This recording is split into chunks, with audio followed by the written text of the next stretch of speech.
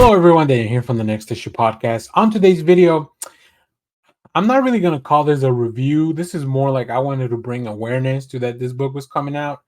And you'll see why in a minute. And I'm talking about Star Trek issue number 25 from IDW. This is the countdown to the Lore War, and it's a brand new arc, When the Walls Fell, part one.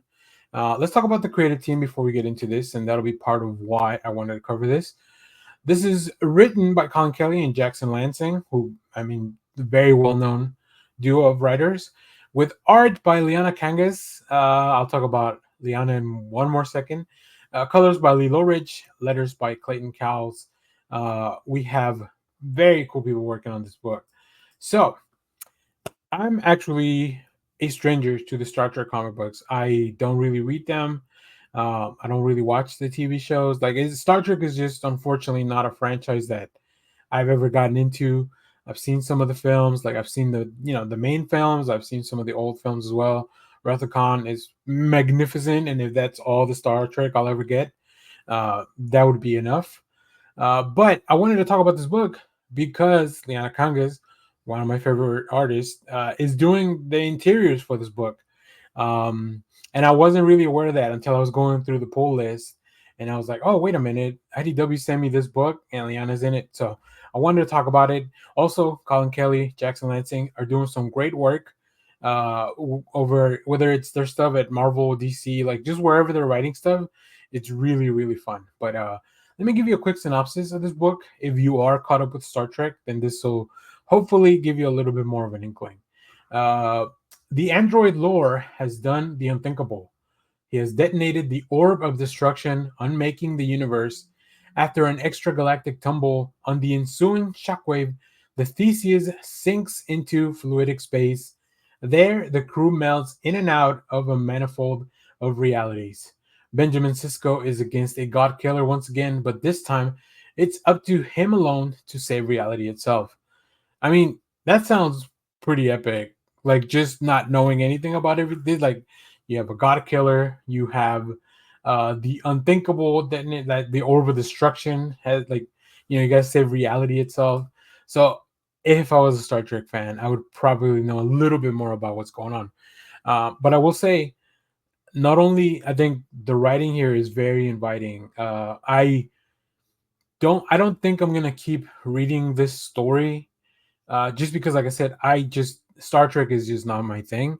But I wanted to show you guys some of the preview art, make you aware that this book is coming out, because I think if you're a Star Trek fan and you are kind of in between shows, I think the shows only one of them has started, or there's a lot of really fun surprises. I will say I did recognize a lot of these characters, and although Kangas is not like photorealistically doing a lot of these performers, and translating them, adapting them into the comic medium, like I could definitely tell who some of these people were, just because like their faces are recognizable with the work. So interestingly enough, I think the thing that caught me most off guard is that the color palette feels very different from a lot of Liana's work that I've read in the past. So that was really interesting. It's usually a lot more bright and vibrant, but I don't think that makes sense for this story in the vacuum of space. But there's still some touches there that I think really work. So let me pull up some of these pages here. And like I said, you probably will understand and know more about this. Obviously, I love the design of the ship. Like I think those Star Trek ships are pretty iconic when it comes to the design. And I just love the layout of this splash page with the liquid running around. I love the dialogue here. We are a submarine in the territory of extremely killer whales that swim in acid instead of water. Like, it just sounds cool. It just doesn't, unfortunately, mean a lot to me as a non-star, as somebody that's jumping into an issue 25. But like I said, I know that's Data. Like, I've seen Data for sure. I believe this is Sisko, if I'm not mistaken, as well. And I recognize the name of Catherine Janeway because Captain Janeway was somebody that I would see in reruns on UPN when the TV was just on. But I do love that they put these little briefing reports, the captain notes, right? Because that's a thing that the shows did a lot, where, you know, captain's log, blah blah blah, whatever. Like, I love that there's pages, although I don't like reading in my comics as much. Like, I don't like full pages of dialogue. I think it makes sense for a Star Trek book. So either way, I hope this put the book on somebody's radar if it wasn't on there yet. Like I said, I think just as a comic book, I think it's so well put together. Just my lack of knowledge of the Star Trek world is what really keeps me from not continuing to read it. I'll probably end up buying all the Liana Kangas covers anyways, because you can see one at the end of the video. Stay tuned for that. But yeah, there's definitely enough interest in there for me.